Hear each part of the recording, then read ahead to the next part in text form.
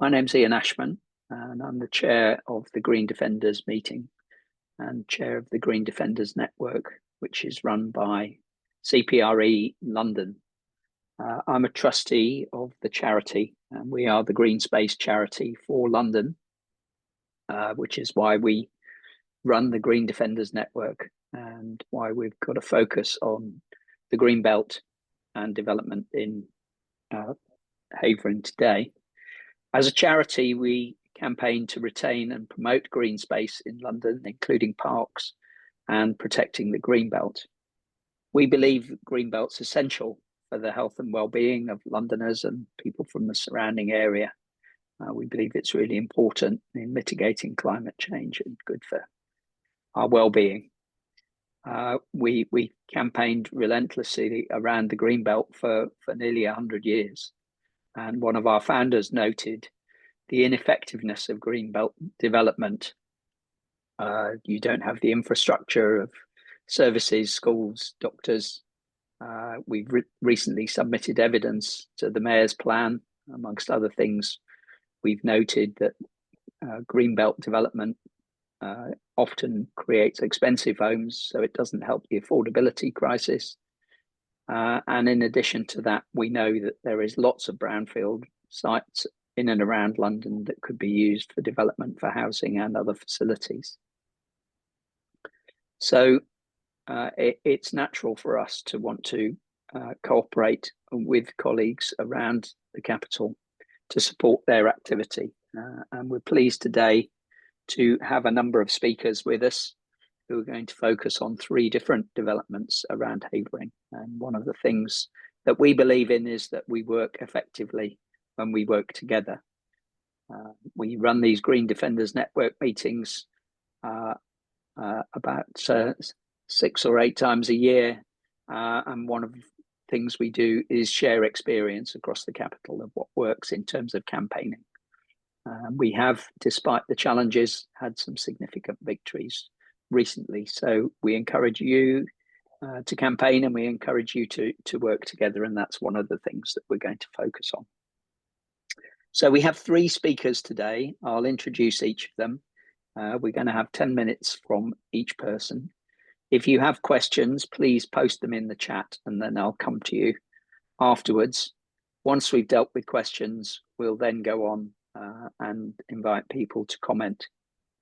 At the end, we'll then have an introduction from my colleague Shaun from CPRE London to tell you about some of the other things that are going on through CPRE, which are relevant to your work. So just again, a couple of reminders. We are recording this session. It's helpful for people who can't make it to be able to see it. And again, a reminder to turn off your microphones and your cameras unless and until you're speaking. So thank you very much. And I'll get on to our first speaker today. So that's Karen Fitzgerald from the campaign against the Havering Data Centre. And I'm going to hand over now to Karen to get us started. Thank you, Ian. Just bear with me while I share my screen with you.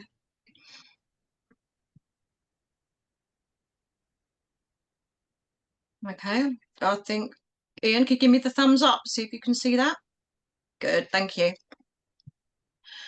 Okay, some of you will have heard of the development the council are planning with a developer called Digital Reef or Reef Origin. It's the East Havering Data Centre. It's been bubbling away for a number of years now, but residents only recently, or last year, late 24, really got involved in it. This is what the land looks like at the moment on the site of where the proposed development is going to be. Beautiful, isn't it? Beautiful crop yielding fields. And this is an artist's impression of how it may look. It's okay, but not as good as this. So why do we need a data centre? Yeah, we know we need them. We all need them, but why so large? This one's going to be 600 megawatts. Huge, massive. 600 megawatts is enough to power 180,000 homes, reportedly to be the largest in Europe. It's a bit of an ego trip, I would imagine. So if you can imagine, something in the region of 214 football pitches worth of farmland will be destroyed. It's 1.25 square miles. Or if you're a farmer, 200 hectares. And now imagine 12 to 15 massive Tesco super warehouse sized buildings, up to 21 metres high, enclosed by 16-metre fencing. Hideous. Now, we know that large data centres can consume up to 5 million gallons of drinking quality water a day. There are various sources. Foxglove's a very good one. The Environmental Study Institute is another good one. But as the energy and water usage increases, so does the carbon emissions. Now, they say this data centre is going to be a carbon net zero development, but we can't see that. Why on Greenbelt? Because it's the cheapest and most vulnerable land that developers buy in London. Once it gets to brownfield or grey, it immediately goes up in price. Reef are saying there's no suitable brownfield sites within an easy access to 600 megawatts of power, but we're not sure whether this is correct. And we don't even know whether Worley substation, which is the nearest substation, can produce that amount. They've certainly had to boost it up recently with some BESS and some solar. But nevertheless, is it really appropriate to destroy 200 hectares of virgin metropolitan greenbelt and grade 1 to grade 3 farmland? I don't think so. This is how big it is. We're looking at an aerial view. Lurg is massive. So the red area where I'm just putting my cursor around, this will be the data centre complex. This is Top Meadow, to give you a little bit of a orientation to the south. This is a residence here. They're going to be encircled by this monstrosity. This in the orange is the Worley substation, so you can see how close they want to be to the substation here. The green area here will be the wetlands, part of the so-called eco park.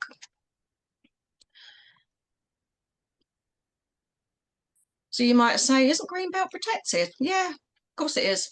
Under the NPPF, Greenbelt is indeed protected, except in very special circumstances.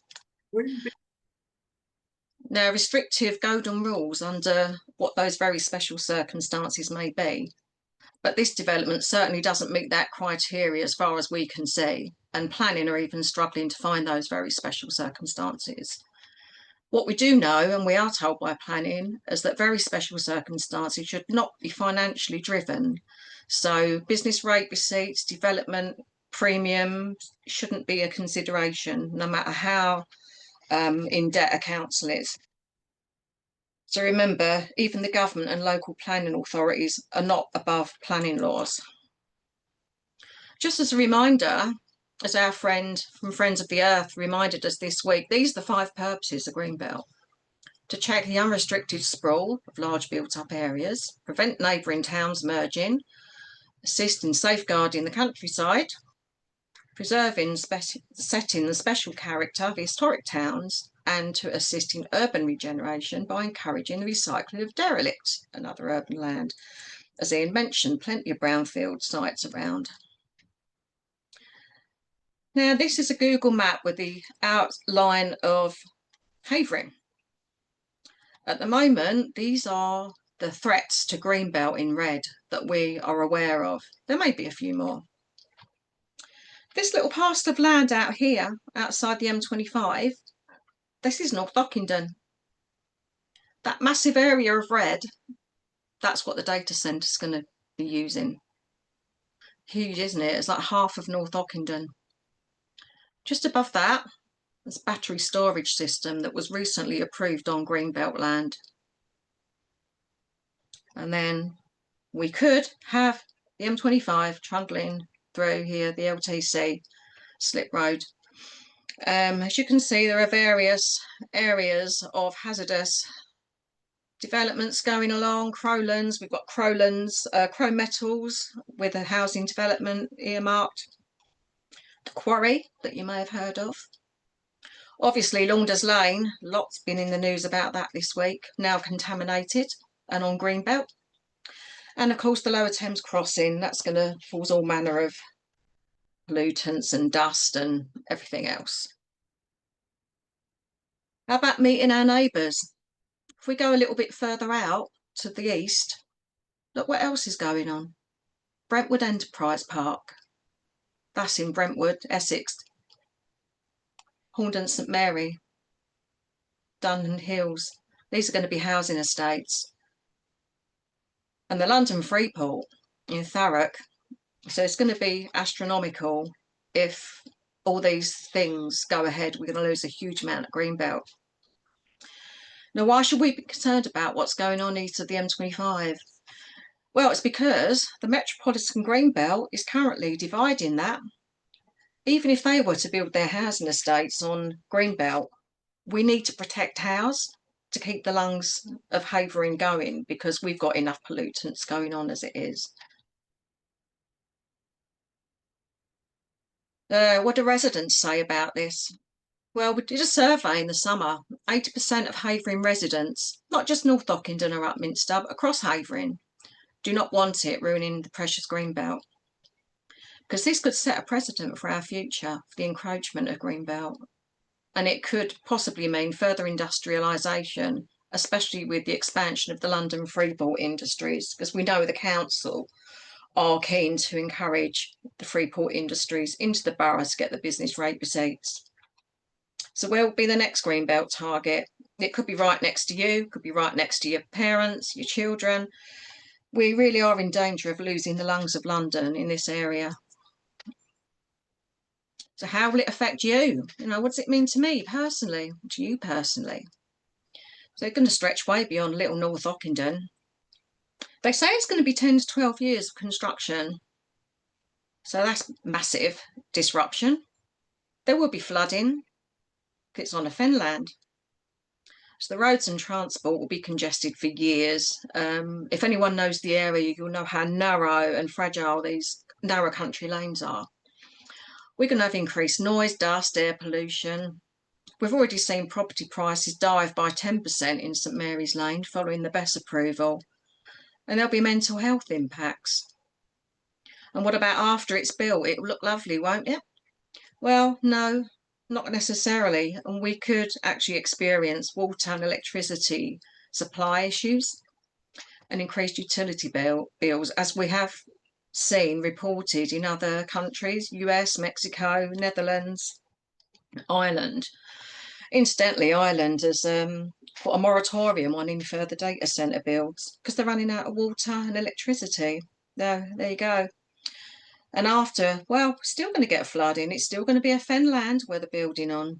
And there'll be a constant hum of the data centre generators and batteries and further development of Greenbelt, because it will set a precedent.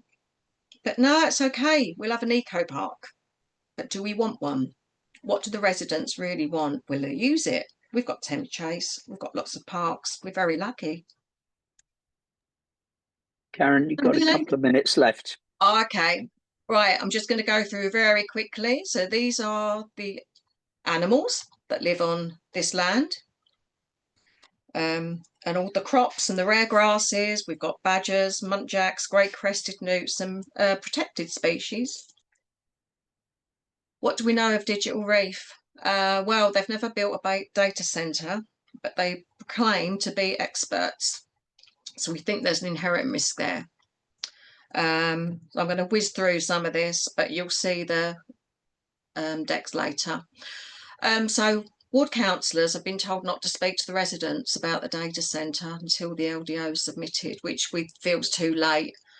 We did have an open meeting with the council in summer 24, but we got very little out of them, and they passed the baton to the local planning authority. But we didn't get much further with them because we had a battle on our hand. But as you can see with the images here, on unlawful work commencing without permission from the LPA, and endangered badger sets that were active at the time.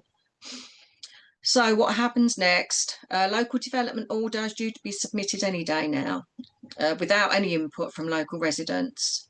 And the planning committee will decide on the way forward whether they'll approve or decline it.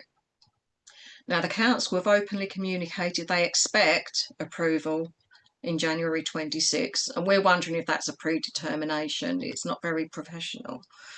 So we'll have a very minimal period in which to go through heaps and heaps of documentation. But the main, one of the most important documents in there will be the environmental impact assessment. So I'm going to skip on to how can you help? We're running. How much time got, Ian? You're pretty much out of time, so if you can give us a minute on this, that would be great. Okay. This is how you can help to object to developments on the Greenbelt. Collaboration, anyone can support the campaigns against the data centre and the other groups that you're going to hear from today, because together we can be stronger. Help, advice, and share, scrutinise the LDO with us. We always welcome more technical and planning experts. Familiarise yourself with the data that you see and do your own research, question everything. And here's how you can contact us. You can scan that QR code right now and find our Facebook page, or you can email ourselves or Ian Perry at the Friends of the Earth, and we'll be happy to give you more information. Great, thank you. That's it was a very clear presentation. Thank you very much, Karen. Just leave you with that little aerial view of the land. Yeah. Really brings it home. Thank you very much. Right, we're going to move on now to our next speakers, who are Laurance Garrard, Councillor, and Trevor Laurance from the Emerson Park Ardleigh Green Residents Association. And they're going to be talking about the proposed housing schemes at Benets Road and Wingletye Lane. So, over to you. Shall I go first? Please do. Yep.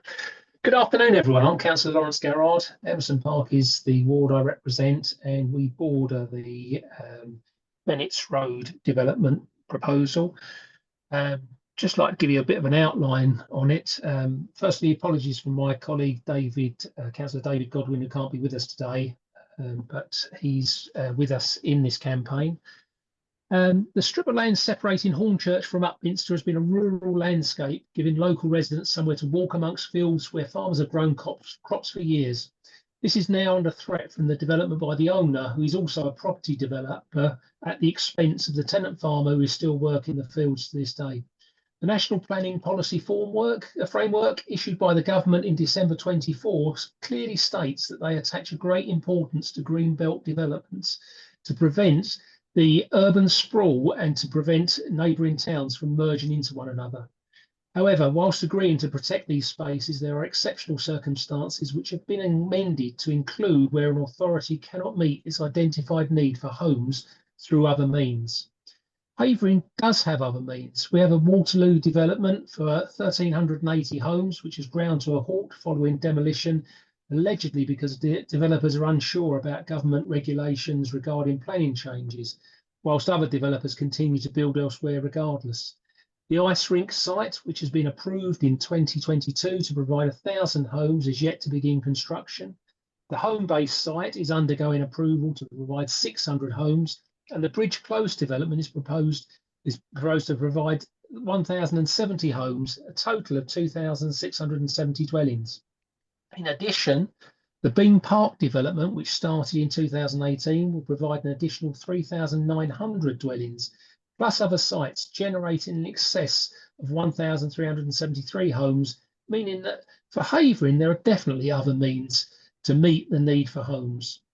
The London plan issued by the Mayor of London in 2021 clearly stated under Policy G2 that development proposals that would harm the Greenbelt should be refused except for very special circumstances, and that enhancement of green areas would be supported.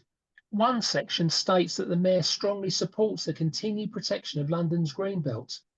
Even on a local level, the Havering Local Plan issued in 2016 and adopted in 2021 fails to mention greenbelt at all and simply refers to green spaces, wildlife and river corridors, hinting to an acceptance of possible greenbelt development. All in all, as a local councillor, I feel there is a national, London and local determination to erode the greenbelt that's been protecting the outer parts of London since 1938. I deplore the way the council officers have sought suggestions from landowners for potential development by the Call to Sites programme in 2023, of which we as councillors have only just become aware of. Whenever we are approached by developers wishing to build on greenbelt land, we always make it clear that this is not an option and that the protection of the greenbelt was one of our election promises and something that myself and David take very serious, with a definite no to any approaches for pre-application advice. Our message has always been clear. We are here to save this part of rural Havering. This is not just about saving these 4 fields. The country views, the walks that many local residents enjoy, but it is much more. The next threat after this will be the Lilliputs area, with Bates the builders also owning land off Wingletye Lane, and previous approaches made for land in the Ingrapore corridor right up to the A127. Clearly, if the developers have their way and politicians, the mayor, the GLA and the local council officers are not prepared to stand up and say no to this overdevelopment, we will end up with the urban sprawl that our predecessors fought so hard to prevent. 87 years of protection will come to an end and the countryside will move a bit further away from our homes, with the loss of a wildlife habitat and the fresh air that we were promised would be retained forever. To help our campaign, if you'd like to support, please get in touch with our email address, which is info@raep.org. And we will be circulating leaflets and promoting this to our local area and to carry on the campaign. Thank you, Ian. Thank you, Laurance. And if you'd like to post that address in the chat, then please do. Okay, so Trevor, do you want to come in on this one?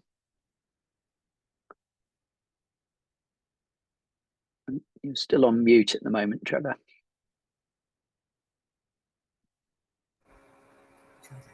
How's that? Yep, we can hear you. Good. Thank you. I was asked to say a few words, and I want to start by thanking Laurance for sending me a copy of his comments. I'm sorry I didn't have the time to do likewise. We've been away, but I'll try to avoid too much duplication and try and keep it short then. Thank you. Perhaps I could just have, by way of introduction, my background. I'm a retired chartered architect and a planning consultant, and I used to be a consultant to the Planning Inspectorate, specialising in green belt and listed buildings. We became aware of this possible development. No application has been submitted as yet, but when Richmond, a Birmingham-based development management company, sought confirmation from the council as to whether an environmental impact assessment would be needed to accompany an application for a residential-led development of 570 dwellings, that to include affordable and social housing in up to 4 stories high development. I used the Havering's yield calculator, and this would produce 171 primary and 114 secondary additional school children for the area. The council has deemed that an environmental impact assessment is not necessary, though, if an application is received. The potential site covers 4 fields at the rear of Benets Road and Rayburn Road. It's alongside the River Ingrebourne and the Upminster Golf Course to the west, with the Emerson Park Academy to the north. My understanding is that the current designation land use remains Metropolitan Green Belt, with the land in agricultural use, and it's under a 15-year lease. There are 2 protected copses on the site. It's crossed by several public footpaths, and it's possible to view both the listed Upminster Windmill and St Andrew's Church spire from many of them.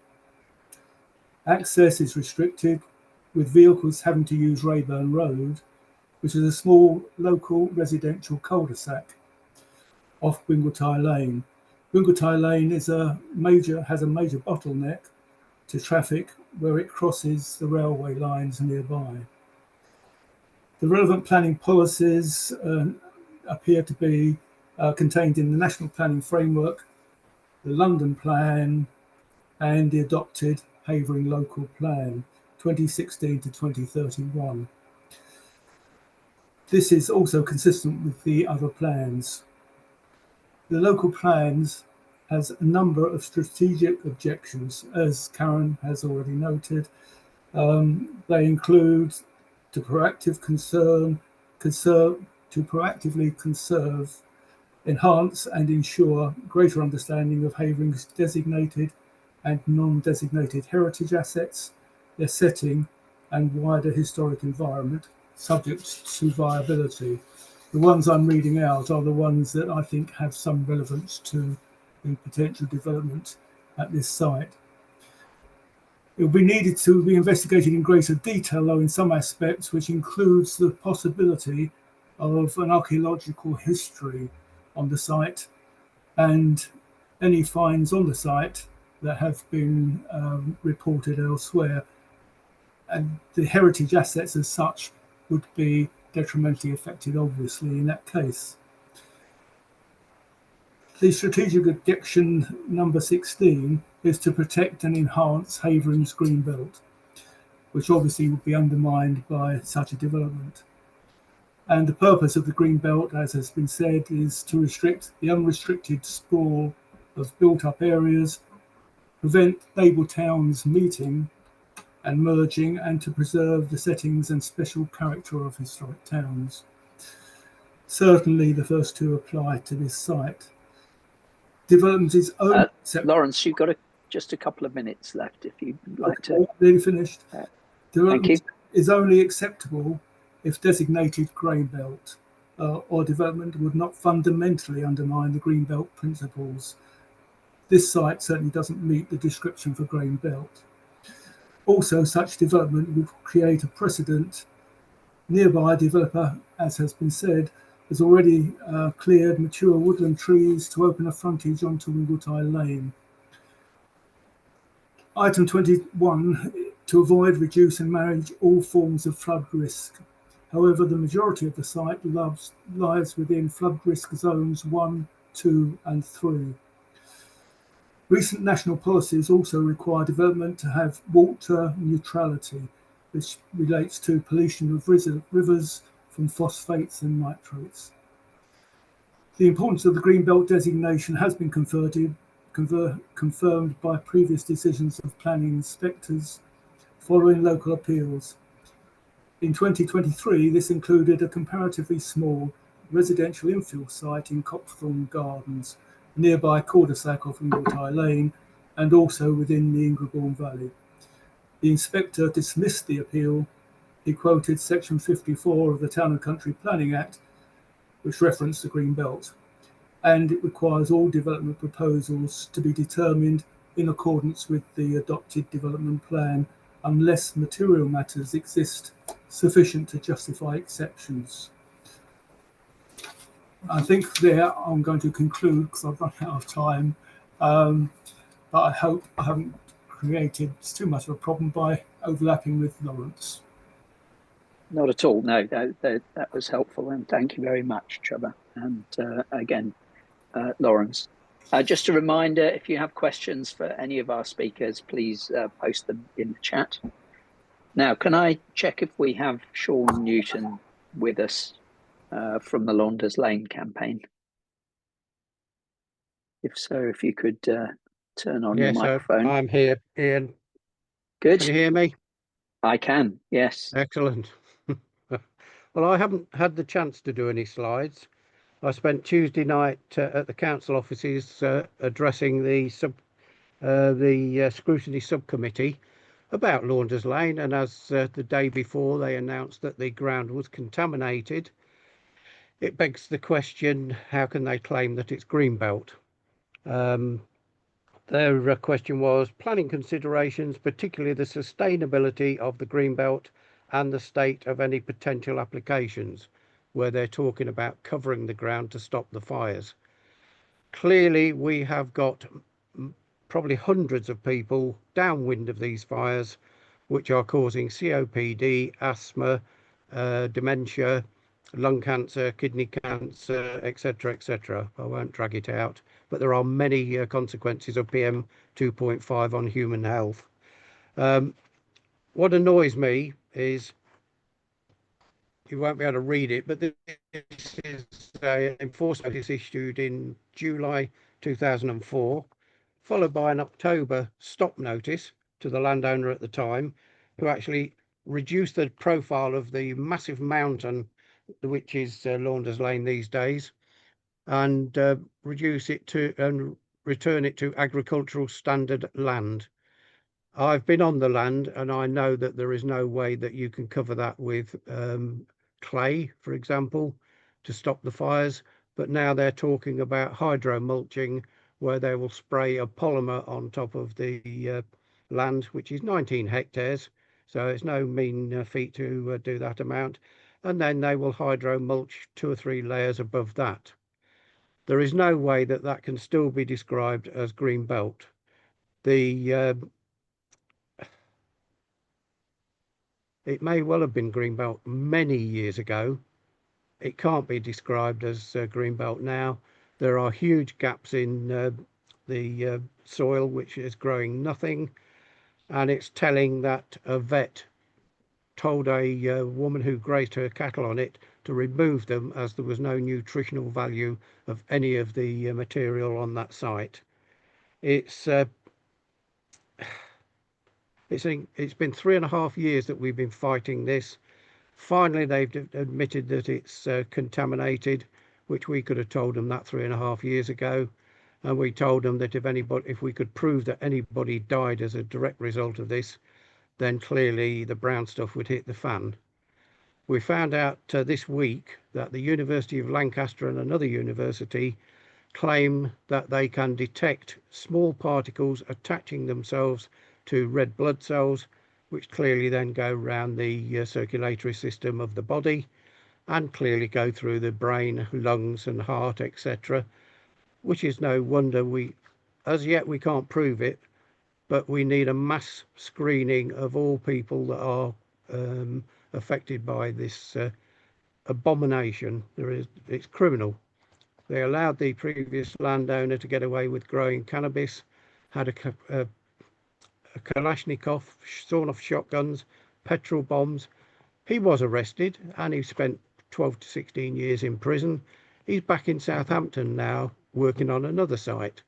So we are concerned that it is now hard work going to start in actually getting the fires stopped and stopping, in particular, children and babies' lungs being affected by the pollutants that come out of that land. I think that's about all I need to say. I won't need 10 minutes. Thanks, Okay, Ian. thank you. And if you've got a contact email, if you want to post that on the chat, then that would be helpful. Thank or you. my colleague John may be able to. Right, so we're going to move on now to take some comments and questions. Once again, thanks to all our speakers. So can I just start by asking if there are any questions from anybody? I've not seen any posted in the chat. There's some comments there, which I'll come back to. Yes, Ian, this is Alan Finlay. I would like to put a question to Laurance Garrard and Trevor Laurance about the whole planning process. Yeah, please do, Alan. Laurance, Trevor, I was actively involved in the BESS application, and I hear with interest everything you say. I think, Trevor, you even mentioned that one of the policies is to protect the greenbelt. But I want to talk in reality of something that I experienced. Well, I say I experienced, many residents experienced. our ward councillors called in that application, and it went to the SPC committee. When it went to the SPC committee, I was allowed 1 minute to speak with my objections, and so were our ward councillors. There was no debate. There was a few questions asked by the Labour member of the SPC committee. It went to the vote, and the 3 HRA councillors all voted for that application to go through. The Conservatives abstained, the Labour voted. But HRA, and I think you said your policy is to protect Greenbelt, they certainly didn't. They had nothing to say at that meeting, and it just proves to me that this whole process application is flawed, because I fully support you guys of what you're trying to do. No, we don't want this. But if there's an appetite within the council for this application to go through, we had 97.5% of residents that actually put comments to the application. 97.5% objected to the application. So as residents, we weren't being listened to. The Havering Resident Association councillors were not upholding the policy. And it just scares me that for all the good work and all the nice words that you are saying, if it goes to the SPC committee and Havering Council want this to go through, it can go through. Okay, Alan, thank you. Let's just give Laurance an opportunity to comment. Sure. That particular planning evening was very disappointing. As I understand it, I'm not 100% recalling exactly who voted for what, but my understanding was that the planning officers very much were leading that meeting, and they were feeding councillors with information that they felt. I spoke to some of the councillors after the meeting, and they were under the impression they didn't have the full information that they could have done. And to be honest, I would have preferred a deferral rather than the yes. Well, it wasn't a yes, it was borderline. I think from memory, it was the chairman had to give the casting vote. Yes, the chairman is also Havering Residents Association. Yeah, definitely. So it's swung in favour of the council. If HRA want it to go through, they can get it through. Very much Alan, on the basis of what the you. council officers reports say, and that's what the council members or your councillors actually base their decisions on.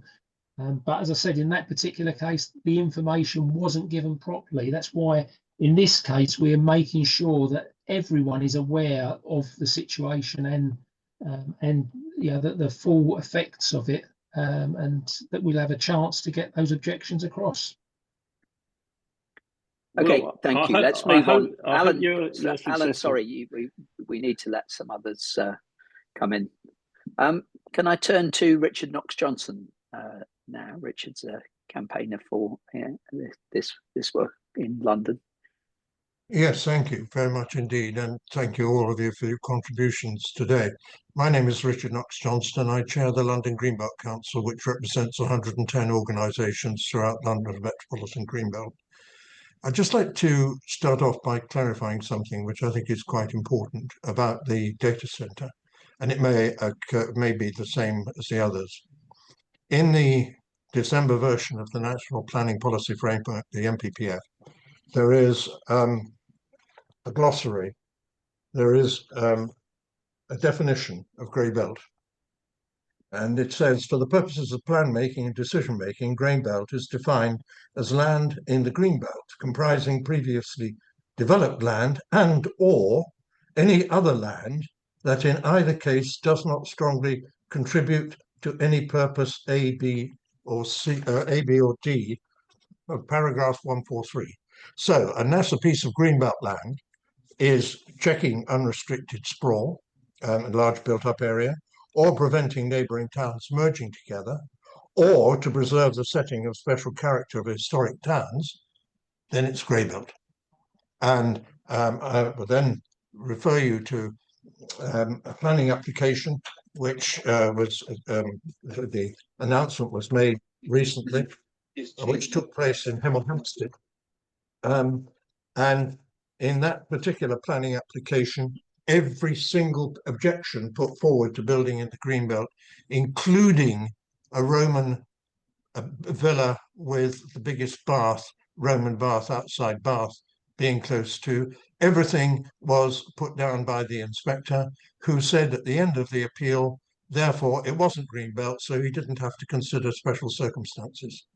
Now that's depressing, and I'm sorry to have to put it in that way, but that's where we are. Now, CPRE in Hertfordshire is doing a protest, is putting forward signatures, and I would urge you all, please, to support that. We have over 10,000 signatures already. We need, sorry, maybe it's just sort of 20,000, I think. We need 100,000 to force a debate in the House of Commons. And so we are asking everybody, please, to support that petition. Can I finally say, from the experience of the London Greenbelt Council, we have found that open meetings are often the best way of making sure councillors understand how seriously you're feeling about these applications. We've got two successes recently, which I'd like to pass on to you. One was of a garden village in the Greenbelt, which was eventually turned down by the inspector. And the second was a London Greenbelt local authority going forward with a local plan building in the Greenbelt. And again, that was turned down. At both those meetings, the first one we had 400 people at the meeting. The second we had 600 people at the meeting. And in both cases, the councillors either didn't turn up or didn't want to turn up, but in both cases they were defeated at the next election very soundly. And I can assure you that those public meetings do achieve many of the aims that you're looking for. And you aren't the only people. This is going on throughout the metropolitan Greenbelt. And the problem is at the moment is attempting to try and defend all these applications together.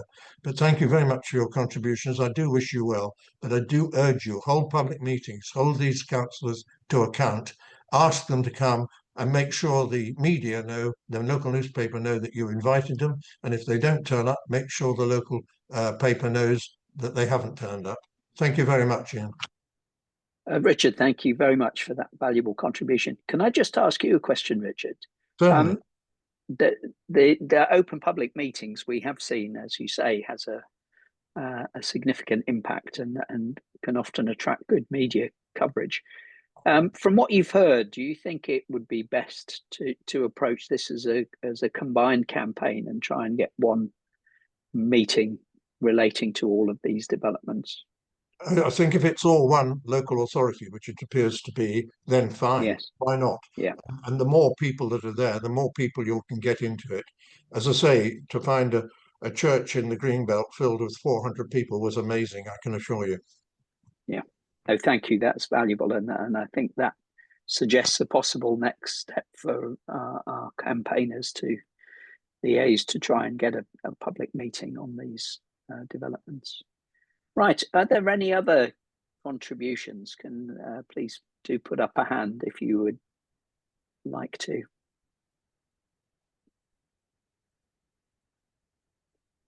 Okay. I'm going to invite Ian Peary to just yeah, Trevor, I'll take something from you, but I'm putting my hand. Good. All right. Firstly, I think I just need to make it clear I'm not a local councillor. I'm with the Emerson Park Residents Association, which is a non-political organisation, and its terms of reference bar it from having any relationship with any political organisation. My comments, therefore, are made from that point of view, nothing to do with the council, and the views I've expressed are personal, but they are ones which the association has been following now for some time. I do have views about how you should fight public inquiries, how you should fight the local authority in the first place. We can't change the arrangements that apply to all local government. So how they arrange for the decisions to be made, it's a common standard. It's going to apply. That it's not going to change. All you can do is try to find the means of getting the local councillors to support your views, and that's clearly going to vary from one scheme to another. But there are various arrangements that you should put in place. There are ways to try and put that pressure on, and there are various aspects that you need to be highlighting which are relevant from a planning point of view. Otherwise, it's not going to have any real impact. As far as we're concerned, we will keep the local residents informed on that basis. Okay, thank you, Trevor. I'm going to invite Ian Peary to make a contribution, because I know Ian's been considering the relevant basis for objections in this area. Thank you, Ian, other Ian.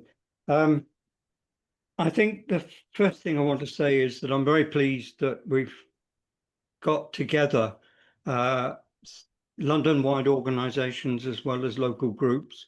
One of the things that I'm very keen on is networking and groups supporting each other. Havering Friends of the Earth has been campaigning for a good many years on various greenbelt and development issues, sometimes with success, other times not, of course. We see our role as supporting any group locally that is concerned about threat to the greenbelt or development that they think is wrong. We've been working very closely with the North Ockendon residents because we feel that this is one of the most serious threats that Havering has faced for a long time. But we also are happy to support, for example, the campaign against the Bess and so on. We are not alone, Havering Friends of the Earth, in campaigning on the environment. There is a Havering Climate Coalition. There are various groups who call themselves Wombles, cleaning up the streets. There's been a very strong campaign on the part of some small group of members to prevent air pollution. They played a part in the Launders Lane campaign. And we, you know, as I say, I'm very keen that we all network together. I just wanted to add a point to what Richard Knox-Johnson said. Yes, we're aware of the limited value of the 5 principles in the planning policy, but I think one of them, the historic village, is certainly pertinent to North Ockendon. It's a beautiful historic area with a church that people can visit and so on. And one of the arguments against the ecology part they propose is that there isn't, no, sorry, skipped up. It is a historic village and we need to protect it. The other hope we have is that we can postpone the application until the next election, because as somebody said, we're very concerned about the stance of a number of the local councillors. They claim they're going to protect the greenbelt, but they don't. And it would be nice to see a change in a different direction. Or just as part of that, the local Green Party has been boosting its membership to an extraordinary rate, and I'm quite pleased to see that. So there may be political changes that we can work through as well. And finally, thank you for letting me finish off the discussion. I wasn't really prepared for it when we originally planned this meeting, but I'm happy to do it. And thank you very much to John for organising this meeting, and to Ian Ashman for chairing it. I don't know if we've got any plans for a series of meetings. If that will be valuable. We need to keep in touch with each other. I've put my personal email address up for people to send contact if they need, and to raise objections to the data centre as well. So thank you again, John. Thank you, Ian. So John will come back in a moment, and I'll invite him to talk about some other relevant campaigns and the ways in which you can sign up both to CPRE London and also sign up to the Green Defenders Network and join in other meetings with other campaigners around London. Richard, is that your hand gone up again, just to make a further point? Yes, it was very quick. It was to say that obviously we are campaigning very hard at the moment, that all the sections of 143 should be brought back in on any decision on whether it's grey belt or green belt. And I have a meeting with a member of Parliament next week to discuss a campaign within Parliament to try and get this changed. The other thing might be of interest to you, if you saw the Panorama programme and you saw that site, which was an old golf course, that was one where we joined in with CPRE Kent and were very successful in stopping that moving forward. And when you can do that, just periodically, even one in, say, 4 or 5, it's always worth it. It's worth a go. And these public meetings do get things off the ground. Thank you. Thank you. So I'm going to hand over now to my colleague, John, who works on coordinating a number of our campaigns. And John's going to give you some updates and also just talk about other relevant things that you can join in with. Great. Thanks very much, Ian. I'm just going to load up a slide to show you. In fact, I might actually kick off with the screen to start with. Hi, everyone. I'm John Sadler. I'm Campaigns Officer for CPRE London. And we are working on numerous campaigns across London which affect the green belt and other green spaces such as parks and playing fields. And one of the first things I wanted to sort of raise your awareness of is the fact that there's a lot of discussion at the moment about building on the green belt from the government, as we know, about housing. And a lot of those arguments don't really stand up under scrutiny, and awareness of this is still quite low. And if I was to point you towards a useful resource on our website, it's this letter to London written by my colleague Alice Roberts, who sets out some of the arguments about why building on the green belt doesn't actually solve the housing crisis. And I think you can see there what she's saying. Building more homes, especially high cost ones on green belt land, won't solve the problems. It's not a housing strategy. It's basically a set of policies which accommodate house builders' lobbying requests. And what we do need is a 20-year housing strategy focused on the many faceted problems facing the various housing sectors. And this sort of strategy needs to tackle funding for social housing, regulation and control of rents in the private rented sector, derelict and empty properties, unsafe living conditions, and so on. Ultimately, it needs to focus on housing as a safe and secure roof over people's heads. Not something which is an investment and for only that reason. And I think that Alice's article is very worthwhile reading, and my colleague Youngin is going to post some links to that in the comment section right now. And moving on, I mean, talking about how CPRE London can assist with local groups to actually help raise these issues across London and locally. I'm pleased to say that we do have some resources which we've recently produced, which local groups may find useful. We have this guide here, which is specifically designed to help local campaign groups. And you've seen today from the local campaigners who've spoken that there's already some extremely effective campaigning going on in Havering. These resources are really designed to help people who are just kicking off a campaign. But they also include plenty of tips and tricks and ideas for how to put across these arguments that building on green space doesn't solve the housing crisis and also damages the environment and takes away invaluable areas for wildlife and for people to enjoy for health benefits as well. So please take a look at those. Again, we're going to put the link to those resources in the comments, so they're worth checking out. And also, if you would be interested in contributing, I'm already talking to a lot of the local groups who've been on the call today presenting. We have a new report coming out. This is our 2024 version. We're going to do a 2025 version, which is listing all of the areas of green space that we're aware of in London which are currently under threat. And we included last time the Havering Data Centre, and we'll hopefully include more of the ones we talked about today.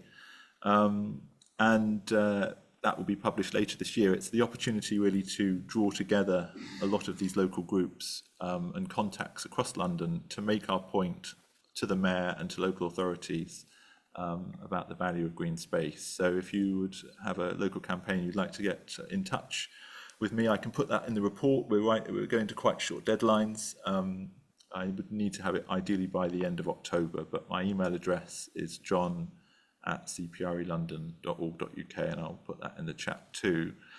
And finally, it would be wonderful if you could get involved with our work, sign up for our newsletter. We're a very small charity. Donations are always welcome. Membership is £5 a month, and you're very welcome to join to help us in the work that we do. And the link to our Getting Involved page, and also information about our other events which are going on between now and Christmas, can be found in the chat as well. It's CPRE London Get Involved, and we hope you can. So thank you very much, and I'll hand back to Ian.